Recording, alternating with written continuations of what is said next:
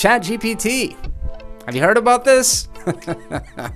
I don't know if you've noticed. I'm assuming you probably haven't, but late night TV shows, they're off the air. And that's just a small microcosm of all of the fallout that's happening because of the WGA strike that's going on right now in Hollywood. Yeah, writers are fed up. Apparently they feel like they're not being compensated fairly. And they're also kind of afraid of being replaced by artificial intelligence. ChatGPT and other AI has just been dominating the headlines for the last several months. And for good reason. I mean, this is some seriously advanced technology that we're just barely on the cusp of understanding. I personally am someone who works as a creative content manager as my day job. That means I write ad copy, I do voiceover, I edit audio, a number of things that, hey, artificial intelligence might be able to do it better soon. Not for now, I don't think, but hey, everybody's days could potentially be numbered. So I started, thinking about my own feelings and trying to process it, and figured a really good way to do that is to reach out to some of my friends and get them to weigh in as well. I've got a couple of friends who are content creators, and as they say, they both have skin in the game, so I wanted to have a conversation with them and kind of get an idea about how they were feeling about it. So I reached out to my friend Holden Hardman, a fellow content creator who I've collaborated with for years now, and he and I had a conversation. Then the next night I reached out to my friend Patrick Stewart, also a content creator and fellow collaborator that I've known for a while now, and he and I had a conversation. And I thought about editing all of it together, but I didn't want to misrepresent the conversations. I wanted to just kind of let them play out in their entirety. So you're either watching one or the other of those right now. And if you want to check out the other to get a full picture, all you got to do is look down in the description. I will provide a link to that, as well as both of their YouTube channels, so you can head over and subscribe. But without further ado, I just kind of wanted to set it up. I'm going to go ahead and let the interview play, so I hope you enjoy it. A lot of talk about ChatGPT and artificial intelligence in general. Like, it's scaring folks. People are really terrified that within the next, months, years, so many creatives are going to be out of work.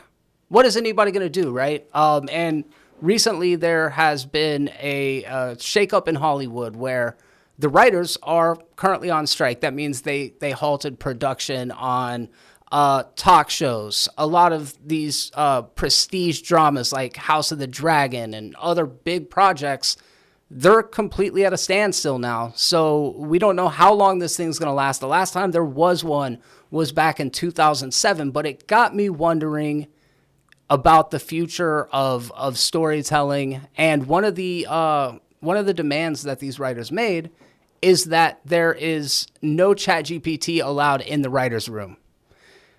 I thought that Holden Hardman would be a great person to consult on this topic. Holden, have you been keeping... First of all, what's up, man? How you doing?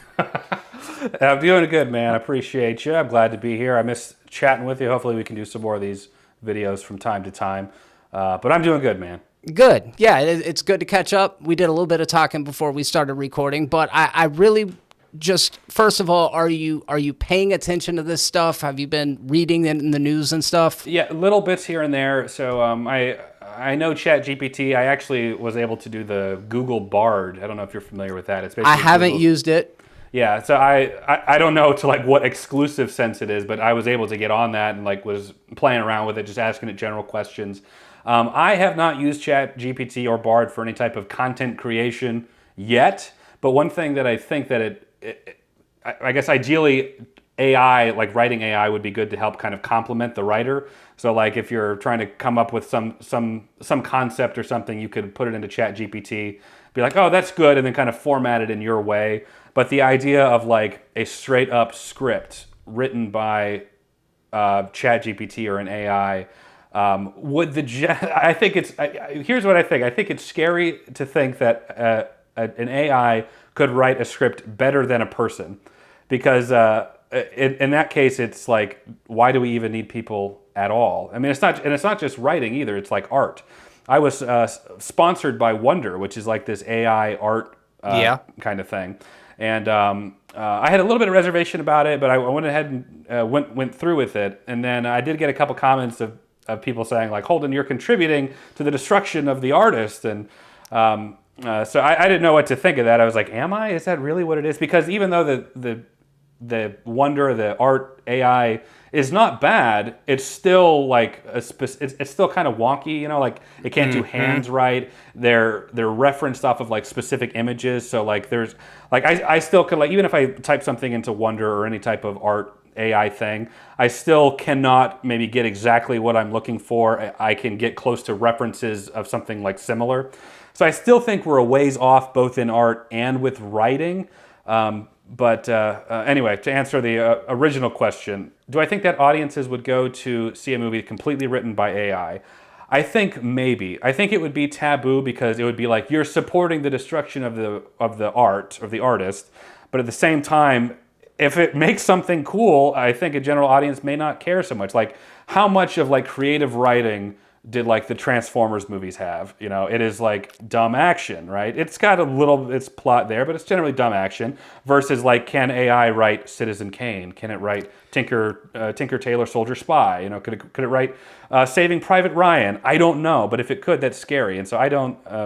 I think that the original creatives, like the people that really care about the art world, there's no way that they would stand for it. But like the average layman who has $8 to spend, and there's a movie that looks kind of cool, it just so happened to have been written by a program. If anything, to help speed up the production, they don't have to wait for 2, 3, 4, 5 months for a writer to make it.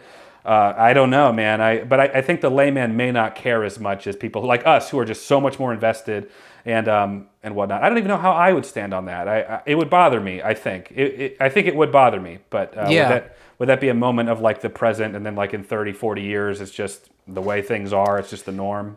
Yeah, when you have a calculator and you put in a mathematic equation, you're going to always come to the same conclusion, right? Art is not like that. Like, you and I could be given the same pieces. It's going to star Kermit the Frog. It's going to be an action movie.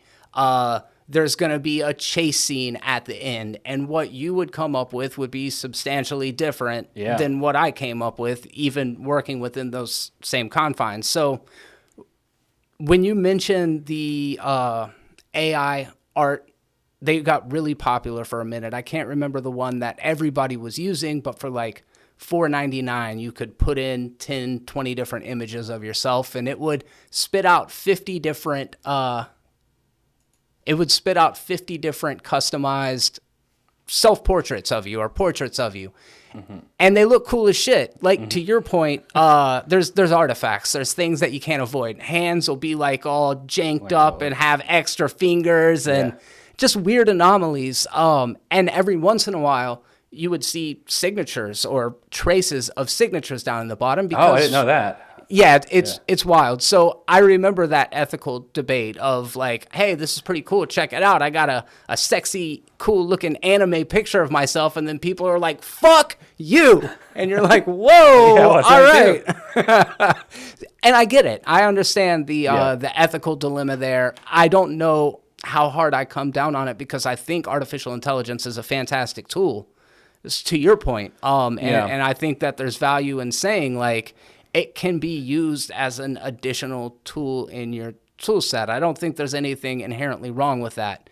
But where we get into kind of troubled water is when it aims to replace, because what artificial intelligence up to this point cannot do is be creative. It's just taking everything that's happened before that is documented on the internet and just kind of meshing it up and predicting the outcome. Yeah. But I posit to you, is that all that any of us are able to do, or is true creation still even viable? Yeah, that's that's a tough philosophical thing.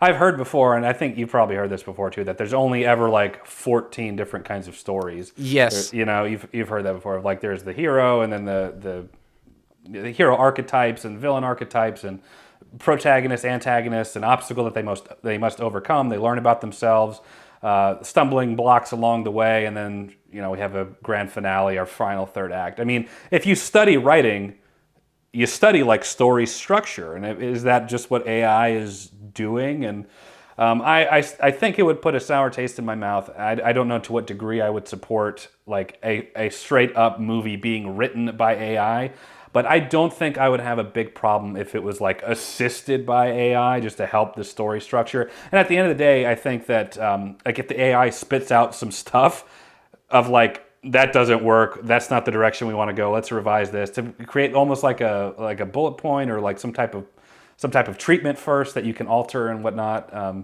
But it's tough, man. I don't claim to have the answers, but I don't think the average person would really care that much. I think we have a vested interest because we love movies so much, and we love, and not only do we love movies, we love filmmakers, and we love like writers, you know, and just the creative process in general, right? Yeah. So, I guess for me, there are places where I wouldn't really care. Like if we're talking about Real Housewives of San Francisco or something, and they want to use AI to create the templates for these reality TV shows, I think that's much different than in the case that we're talking about with big budget movie making or even independent films. Now, if you want to sell me on a gimmick and say the first film ever written by AI, I might be like, fuck it, I'll give it a shot. Cocaine Bear.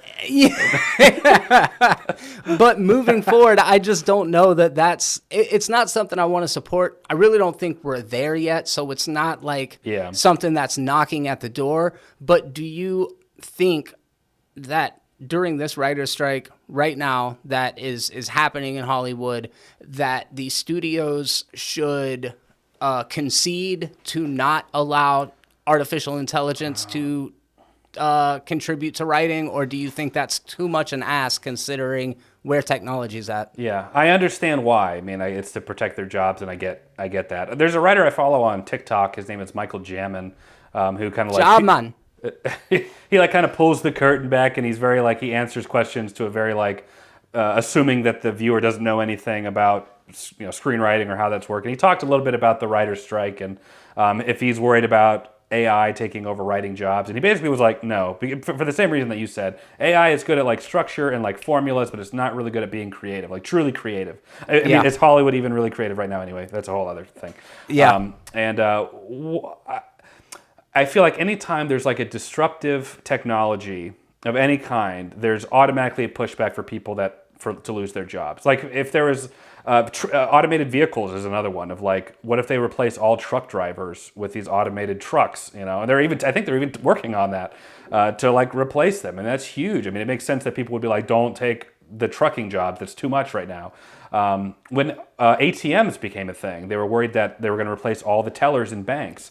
And a lot of the times what happens is when there's like a disruptive technology that does maybe take the burden of the writing in this case, or some tedious function, it usually frees up the person to work on other things. It doesn't really outright replace. So like if ChatGPT or any writing AI does take over like the tedious part, there's even like video editing AI right now that it can't do it for everything. It does? I don't know. Oh, I've tried it. Yeah. Oh, so I don't know to what extent, but the fact that they're like working on that. So I was thinking about that too. I was like, shoot, like what if, like as far as video editing, but then I was like, crap, the volume of videos I could create if it actually edited well or relatively well would skyrocket. It wouldn't replace what I do. It would just make me be able to produce more. So I don't know, maybe that would be a benefit. Instead of scripts taking 4 or 5 months to write, they take 1, you know, or however long. And then there's it funnels movies down the pipeline quicker. That might be a benefit. So I understand the concern. I don't know if they might just get strong-armed by the writers to say, look, if you include ChatGPT, we're out, and maybe they can't take that hit.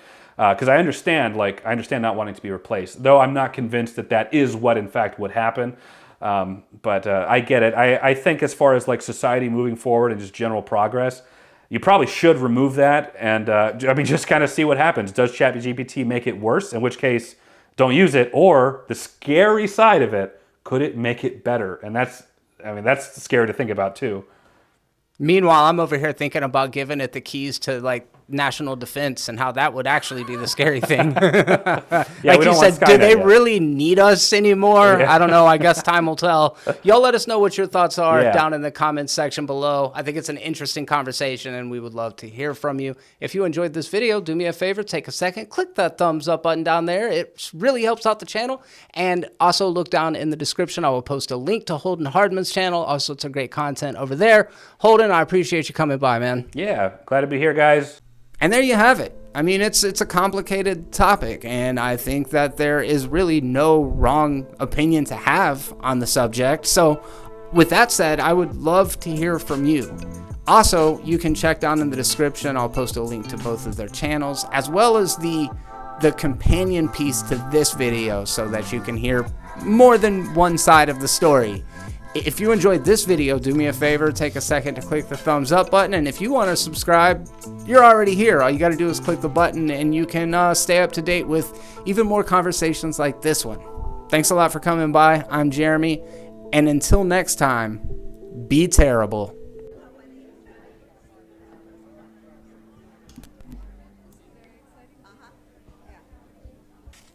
I don't know, I stole it from my